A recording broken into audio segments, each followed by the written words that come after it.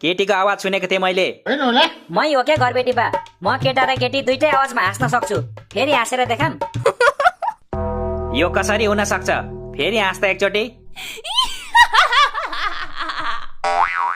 अरे तिमीहरू बसेको 1 वर्ष भइसक्यो, आजसम्म यसरी हाँसेको सुनेको थिइनँ त मैले। यो मेरो वरदान हो के घरबेटी बा?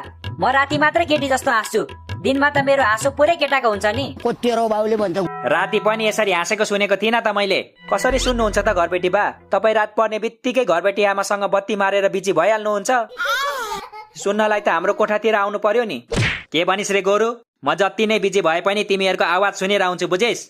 हाम्रो आवाज चाहिँ थाहा भएन घरबेटी बा, तर हामीले चाहिँ तपाईँको र घरबेटी आमाको आवाज प्रष्टै सुनेर आउँछौँ।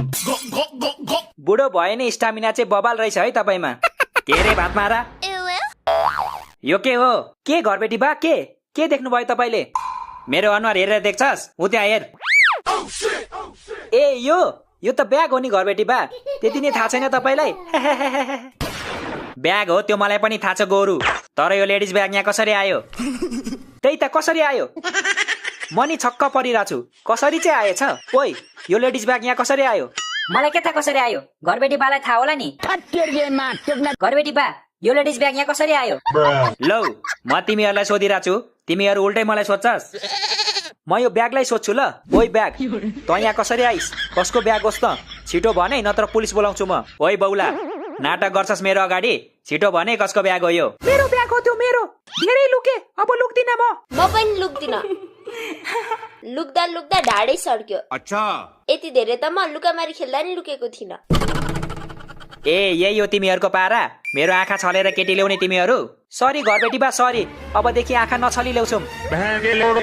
चुप लाग, यहाँको रुल बिर्सिस् तिमीहरूले? रुममा केटी ल्याउन पाउँदैन भनेको होइन? किन घरबेटी बा, के हुन्छ र हामी आउँदा? के हुन्छ रे? तिमीहरूलाई लाज लाग्दैन राति राति केटाको कोठामा आउन? राति राति? हामी त दिउँसै आएको नि घरबेटी बा। त्यति बेला तपाईँ भुडी फुलाएर सुतिरहनु भएको थियो। यो आजकलका केटीहरू के भएका होलान्? आफ्नो नभए नि आमा बाउको इज्जतको त ख्याल गर।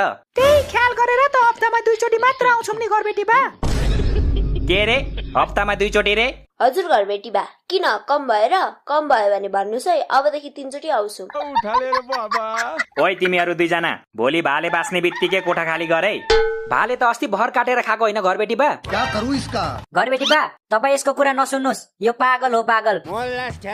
प्लिज घरबेटी बा, हामीलाई 1 मौका दिनुहोस् न। अबदेखि हामी कोही केटीलाई ल्याउँदिनौँ। हुँदैन, अस्ति नै 1 मौका दिइसके मैले तिमीहरूलाई। 1 मौका दिएर कहाँ हुन्छ त घरबेटी बा?